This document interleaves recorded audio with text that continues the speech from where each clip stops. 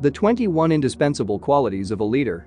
Becoming the person others will want to follow. The summary in brief. What do you dream of? In your wildest imagination, what do you see yourself doing? Now, what is standing between you and that dream? The answer is leadership. Everything rises and falls on leadership, says Dr. John Maxwell, but knowing how to lead is only half the battle. Understanding leadership and actually leading are two different activities. What makes people want to follow a leader? The key to transforming yourself from someone who understands leadership to someone who successfully leads in the real world is character. Your character qualities activate and empower leadership, or they stand in the way of your success. Maxwell outlines a list of 21 qualities that he has found to be common among all great leaders, and he explains these characteristics in detail in the 21 Indispensable Qualities of a Leader. Leadership truly develops from the inside out. If you can become the leader you ought to be on the inside, you will be able to become the leader you want to be on the outside. People will want to follow you. If you are able to do that, says Maxwell, you'll find there's nothing in this world you cannot do. Do you have what it takes to become a great leader? Do you know whether you have what it takes to become a great leader, the kind who attracts people and makes things happen? If you took the time to really look at yourself deep down, would you find the qualities needed to live out your boldest dreams, the ones so big that you've never shared them with anybody? That's a question each of us must have the courage to honestly ask and answer if we want to achieve our real potential. Character. How a leader deals with the circumstances of life tells you many things about his or her character. Crisis doesn't necessarily make character, but it certainly does reveal it. Adversity is a crossroads that makes a person choose one of two paths, character or compromise. Every time a leader chooses character, he or she becomes stronger, even if that choice brings negative consequences. The development of character is at the heart of our development, not just as leaders, but as human beings. Ask yourself whether your words and actions match all the time. When you say you'll finish an assignment, do you always follow through? If you tell your children that you'll make it to their recital or ball game, are you there for it? Can people trust your handshake as they would a legal contract? To improve your character, do the following: search for the cracks. Spend some time looking at the major areas of your life and identify anywhere you might have cut corners, compromised or let people down. Look for patterns. Is there a particular area where you have a weakness, or do you have a type of problem that keeps surfacing? Face the music. The beginning of character repair comes when you face your flaws, apologize and deal with the consequences of your actions. Rebuild. Now that you've identified any areas of weakness, create a plan that will prevent you from making the same mistakes again. Charisma. Most people think of charisma as something mystical, almost undefinable. They think it's a quality that comes at birth or not at all. But that's not true. Charisma, plainly stated, is the ability to draw people to you. And like other character traits, it can be developed. One way to make yourself the kind of person who attracts others is to put a 10 on every person's head. One of the best things you can do for people, which also attracts them to you, is to expect the best of them. It helps others think more highly of themselves, and, at the same time, it helps you. If you appreciate others, encourage them and help them reach their potential, they will love you for it. How would you rate yourself when it comes to charisma? Are other people naturally attracted to you? Are you well liked?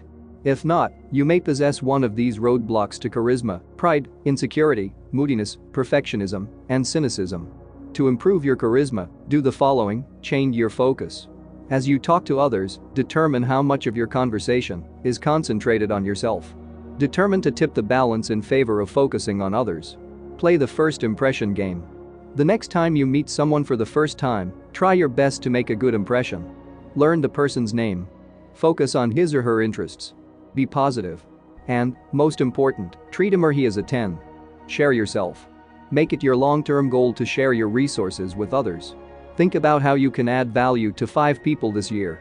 Provide resources to help them grow personally and professionally. Commitment. If you want to be an effective leader, you have to be committed. True commitment inspires and attracts people. It shows them that you have conviction. They will believe in you only if you believe in your cause. As the law of buy-in states, People buy into the leader, then the vision. Commitment starts in the heart. If you want to make a difference in other people's lives as a leader, look into your heart to see if you're really committed. The only real measure of commitment is action. And there will be times when commitment is the only thing that carries you forward. When it comes to commitment, there are really only 4 types of people: cop-outs, holdouts, dropouts and all-outs. What kind of person are you? Have you been reaching your goals? Are you achieving all that you believe you can? Do people believe in you and follow you readily? If your answer to any of these questions is no, the problem may be your level of commitment. To improve your commitment, do the following: measure it. Sometimes we think we are committed to something, yet our actions indicate otherwise. Spend a few hours tallying up how you spend your time and where you spend your money. All these things are true measures of your commitment. Know what's worth dying for. If it came down to it, what in life would you not be able to stop doing, no matter what the consequences were? Meditate on that thought, then see if your actions match your ideals. Use the Edison Method. If taking the first step toward commitment is a problem, try doing what Thomas Edison did. When he had a good idea for an invention, he would call a press conference to announce it. Then he'd go into his lab and invent it. Make your plans public, and you might be more committed to following through with them. Communication. The success of your marriage, job and personal relationships depends greatly on your ability to communicate. People will not follow you if they don't know what you want or where you are going. You can be a more effective communicator if you simplify your message and focus on the people with whom you're communicating. As you communicate, never forget that the goal of all communication is action. If you dump a bunch of information on people, you're not communicating. Every time you speak to people, give them something to feel, something to remember, and something to do. If you know in your heart that your vision is great, yet people still do not buy into it, your problem may be an inability to communicate effectively. To improve your communication, do the following: be clear as a bell. Examine a letter, memo or other item you've recently written. Are your sentences short and direct, or do they meander? Will your readers be able to grasp the words you've chosen, or will they have to scramble for a dictionary? Have you used the fewest words possible? To a communicator, your best friends are simplicity and clarity. Refocus your attention. Pay attention to your focus when you communicate. Is it on you, your material or your audience? If it's not on people, you need to change it. Think about their needs, questions and desires. Meet people where they are, and you will be a better communicator. Live your message. Are there any discrepancies between what you communicate and what you do? Talk to a few trustworthy people and ask them whether you are living your message. Receive their comments without defensiveness. Then strive to make changes in your life to be more consistent. Competence. We all admire people who display high competence, whether they are precision craftsmen, world-class athletes or successful business leaders. But the truth is that you don't have to be Michael Jordan or Bill Gates to excel in the area of competence. If you want to cultivate competence, you need to show up every day, keep improving, follow through with excellence, accomplish more than expected and inspire others. Do you attack everything you do with fervor and perform at the highest level possible? Or is good enough sometimes good enough for you? When you think about people who are competent, you're really considering only 3 types of people: those who can see what needs to happen, those who can make it happen, and those who can make things happen when it really counts. To improve your competence, do the following: get your head in the game. If you've been mentally or emotionally detached from your work, it's time to re-engage. Identify the source of the problem and create a plan to resolve it. Redefine the standard. If you're not performing at a consistently high level, re-examine your standards. Are you shooting too low? Do you cut corners? If so, outline more demanding expectations for yourself. Find 3 ways to improve. Nobody keeps improving without being intentional about it. Find 3 things you can do to improve your professional skills and follow through on them. Courage. Eleanor Roosevelt acknowledged, "You gain strength, courage, and confidence by every experience in which you really stop to look fear in the face." You are able to say to yourself, "I lived through this horror. I can take the next thing that comes along." You must do the thing you think you cannot do. Courage deals with principle, not perception. If you don't have the ability to see when to stand up and the conviction to do it, you'll never be an effective leader. Your dedication to potential must remain stronger than your desire to appease others. What's ironic is that those who don't have the courage to take risks and those who do experience the same amount of fear in life. To improve your courage, do the following: face the music. Go out and do something stretching simply for the sake of growing in courage. Skydive. Perform in a play. Talk to that person. Most people are avoiding confrontation with someone in their lives, an employee, a relative, or a co-worker. If that's true for you, talk to that person this week. Take a giant step. Maybe you've been afraid to make a career move. Take the time to really look at it. If it's the right thing to do, then do it. Discernment. Discernment can be described as the ability to find the root of the matter, and it relies on intuition as well as rational thought.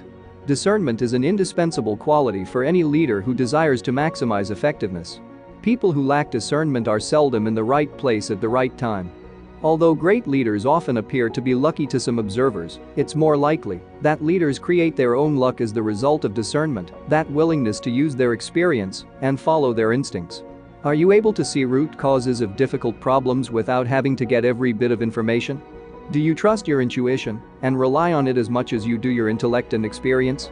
To improve your discernment, do the following: analyze past successes.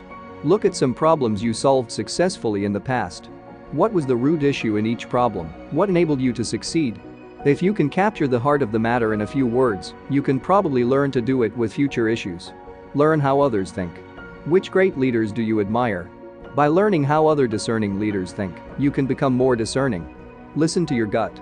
Try to recall times when your intuition spoke to you and was correct. What do those experiences have in common? Look for a pattern that may give you insight into your intuitive ability. One discernment-driven decision can change the entire course of your destiny. Focus. What does it take to have the focus required to be a truly effective leader? The keys are priorities and concentration. A leader who knows his or her priorities but lacks concentration knows what to do, but never gets it done. If he or she has concentration but no priorities, he or she has excellence without progress.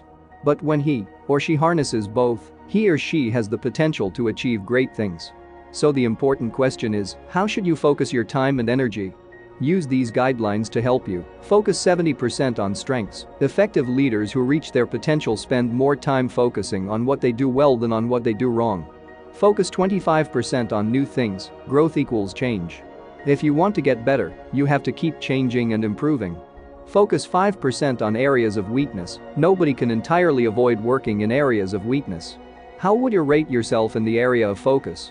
Have you been majoring in minor things? To improve your focus, do the following: you do well in your job. Devise a plan to make changes, allowing you to dedicate 70% of your time to your strengths. Staff your weaknesses. Identify 3 or 4 activities necessary for your job that you don't do well. Determine how you can delegate the jobs to others. Create an edge. What would it take for you to go to the next level in your main area of strength? Rethink how you do things. Generosity. Nothing speaks to others more loudly or serves them better than generosity from a leader. True generosity isn't an occasional event. It comes from the heart and permeates every aspect of a leader's life, touching his or her time, money, talents, and possessions. Cultivate the quality of generosity in your life by being grateful for whatever you have. Don't allow the desire for possessions to control you, and develop the habit of giving. Do you continually look for ways to add value to others? And to whom are you giving your time? Writer John Bunyan affirmed, "You have not lived today until you have done something for someone who can never repay you." If you aren't giving in the small areas of your life, you're probably not as generous a leader as you could be. To improve your generosity, do the following: give something away. Take something you truly value, think of someone you care about who could benefit from it, and give it to him or her. Put your money to work. Put your money to work for something that will outlive you. Find someone to mentor. Once you reach a certain level in your leadership, the most valuable thing you have to give is yourself. Initiative. Leaders must show initiative by always looking for opportunities and being ready to take action. What qualities do leaders possess that enable them to make things happen? Here are 4. They know what they want. They push themselves to act. They take more risks. They make more mistakes. Are you constantly on the lookout for opportunity, or do you wait for it to come to you? Are you willing to take steps based on your best instincts? Or do you endlessly analyze everything? When was the last time you initiated something significant in your life? If you haven't pushed yourself lately and gotten out of your comfort zone, you may need to jumpstart your initiative. To improve your initiative, do the following: change your mindset. If you lack initiative, recognize that the problem comes from inside, not from others. Find the source of your hesitation and address it. Don't wait for opportunity to knock. Take stock of your assets, talents, and resources. Doing that will give you an idea of your potential. Now, spend every day for a week looking for opportunities. Where do you see needs? Who is looking for expertise you have? Take the next step. Pick the best opportunity you see and take it as far as you can. Don't stop until you've done everything you can to make it happen. Listening. Peter Drucker, the father of American management, estimated that 60% of all management problems are the result of faulty communications. And the overwhelming majority of communication problems come from poor listening. A lot of voices are clamoring out there for your attention. As you think about how to spend your listening time, keep in mind that you have two purposes for listening: to connect with people and to learn. Are you a good listener? When was the last time you really paid close attention to people and what they have to say? Start listening not only for words, but also for feelings, meanings, and undercurrents. To improve your listening, do the following: change your schedule. Do you spend time listening to your followers, customers, competitors, and mentors?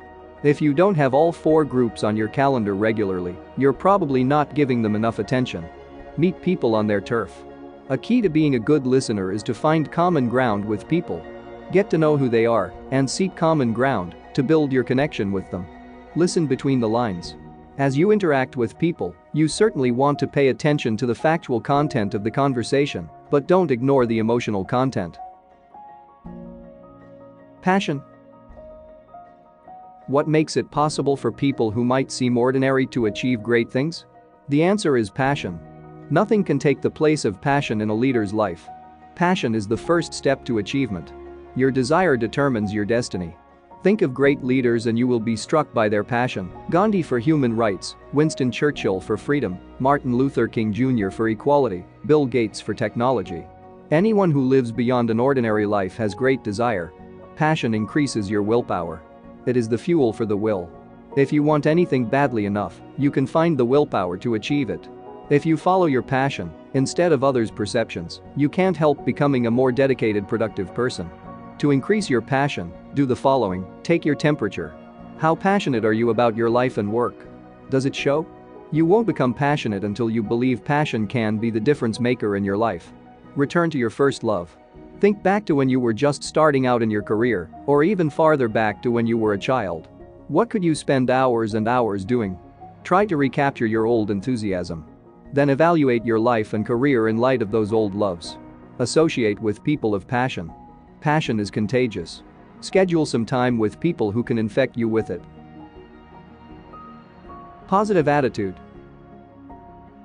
If you desire to be an effective leader, having a positive attitude is essential. It not only determines your level of contentment as a person, but it also has an impact on how others interact with you. Your attitude is a choice. No matter what happened to you yesterday, your attitude is your choice today. Your attitude determines your actions. You can choose your attitude, you can change it. When you meet people, do you tell yourself they'll let you down? When you face new experiences, does a voice in your head say you're going to fail? To improve your attitude, do the following: feed yourself the right food. If you've been starved of anything positive, then you need to start feeding yourself a regular diet of motivational material. Achieve a goal every day. Set achievable daily goals for yourself. A pattern of positive achievement will help you develop a pattern of positive thinking. Write it on your wall. As incentive, people put up awards they've won, inspirational posters or letters they've received. Find something that will work for you. Problem solving. No matter what field a leader is in, he or she will face problems. They are inevitable for three reasons. First, we live in a world of growing complexity and diversity. Second, we interact with people. And third, we cannot control all the situations we face. Leaders with good problem-solving ability anticipate problems, accept the truth, and handle one thing at a time. They see the big picture, and they don't give up a major goal when they're down. To improve your problem solving, do the following: look for trouble. If you've been avoiding problems, go out looking for them. You'll only get better if you gain experience dealing with them. Develop a method. Some people have a hard time solving problems because they don't know how to tackle them. Try using the teach process. Time, spend time to discover the real issue. Exposure, find out what others have done. Assistance, have your team study all angles. Creativity, brainstorm multiple solutions. Hit it, implement the best solution. Surround yourself with problem solvers. If you aren't a good problem solver, bring others onto your team who are. They will immediately complement your weaknesses and you will also learn from them. Relationships. The ability to work with people and develop relationships is absolutely indispensable to effective leadership. People truly do want to go along with people they get along with. And while someone can have people skills and not be a good leader, he or she cannot be a good leader without people skills. Never underestimate the power of relationships on people's lives. If your relational skills are weak, your leadership will always suffer. To improve your relationships, do the following: improve your mind. If your ability to understand people needs improvement, jumpstart it by reading books on the subject, then spend more time observing people and talking to them to apply what you've learned. Strengthen your heart. Make a list of little things you could do to add value to friends and colleagues. Then try to do one of them every day. Don't wait until you feel like it to help others. Repair a hurting relationship. Think of a valued long-term relationship that has faded. Do what you can to rebuild it. Responsibility. Good leaders never embrace a victim mentality. They recognize that who and where they are remain their responsibility, not that of their parents, their spouses, their children, the government, their bosses or their coworkers. They face whatever life throws at them and give it their best, knowing that they will get an opportunity to lead the team only if they've proved that they can carry the ball. People who embrace responsibility get the job done. They're willing to do whatever it takes to complete the work needed by the organization. If you want to lead, you've got to produce. To improve your responsibility, do the following: keep hanging in there. Sometimes an inability to deliver despite difficult circumstances can be due to a persistence problem. The next time you find yourself in a situation where you're going to miss a deadline, lose a deal, or fail to get a program off the ground, stop and figure out how to succeed. Think outside the lines. Creativity can bring responsibility to life. Admit what's not good enough. If you have trouble achieving excellence, maybe you've lowered your standards. Look for places where you've let things slip. Then make changes to set higher standards. Find better tools. If you find that your standards are high, your attitude is good, and you consistently work hard, but you still don't achieve the way you'd like, get better equipped. Improve your skills by taking classes, reading books and listening to tapes. Find a mentor. Do whatever it takes to become better at what you do. Security. Insecure leaders are dangerous to themselves, their followers and the organizations they lead because a leadership position amplifies personal flaws. Insecure leaders have several common traits. They don't provide security for others, they take more from people than they give, they continually limit their best people and they continually limit the organization. In contrast, secure leaders are able to believe in others because they believe in themselves. They aren't arrogant, they know their own strengths and weaknesses, and they respect themselves. When their people perform well, they don't feel threatened. They go out of their way to bring the best people together and then build them up so that they will perform at the highest level. And when a secure leader's team succeeds, it brings him or her great joy. Don't let insecurity prevent you from reaching your potential. To improve your security, do the following: know yourself. If you are the kind of person who is not naturally self-aware, take time to learn about yourself. Ask people who know you well to name your 3 greatest talents and your 3 greatest weaknesses, and then reflect on it. Give away the credit. If you assist others and acknowledge their contributions, you will help their careers, lift their morale and improve the organization. Get some help. If you cannot overcome feelings of insecurity on your own, seek professional help. Get to the root of your problems, not only for your own benefit, but also that of your people. Self-discipline. No one achieves and sustains success without self-discipline. It positions a leader to go to the highest level and is key to leadership that lasts. If you can determine what's really a priority and release yourself from everything else, it's a lot easier to follow through on what's important. And that's the essence of self-discipline. Self-discipline can't be a one-time event. It has to become a lifestyle. To develop a lifestyle of discipline, one of your tasks must be to challenge and eliminate any tendency to make excuses. The next time you're facing a must-do task and you're thinking of doing what's convenient instead of paying the price, change your focus. Count the benefits of doing what's right and then dive in. If you know you have talent and you've seen a lot of motion but little concrete results, you may lack self-discipline. To improve your self-discipline, do the following: sort out your priorities. Think about which 2 or 3 areas of life are most important to you and the disciplines that you must develop to keep growing and improving in those areas. List the reasons. Write out the benefits of practicing the disciplines you've just listed. Post the benefits where you will see them daily. On the days when you don't want to follow through, reread your list. Get rid of excuses. Write down every reason why you might not be able to follow through with your disciplines. Even if a reason seems legitimate, find a solution to overcome it. Don't leave yourself any reasons to quit. Servanthood. Servanthood is not about position or skill. It's about attitude. You have undoubtedly met people in service positions who have poor attitudes toward servanthood. The rude worker at the government agency, the waiter who can't be bothered with taking your order, the store clerk who talks on the phone with a friend instead of helping you. Just as you can sense when a worker doesn't want to help people, you can just as easily detect whether a leader has a servant's heart. And the truth is that the best leaders desire to serve others, not themselves. The first mark of servanthood is the ability to put others ahead of yourself and your personal desires. Where is your heart when it comes to serving others? Are you motivated by a desire to help others? To improve your servanthood, do the following: perform small acts. Find ways to do small things that show others that you care. Learn to walk slowly through the crowd. The next time you attend a function, make it your goal to connect with others by circulating among them and talking to people, getting to know their needs, wants and desires. Move into action. If an attitude of servanthood is conspicuously absent from your life, the best way to change it is to start serving. Sign up to serve others at your church, a community agency or a volunteer organization. Teachability. Leaders face the danger of contentment with the status quo.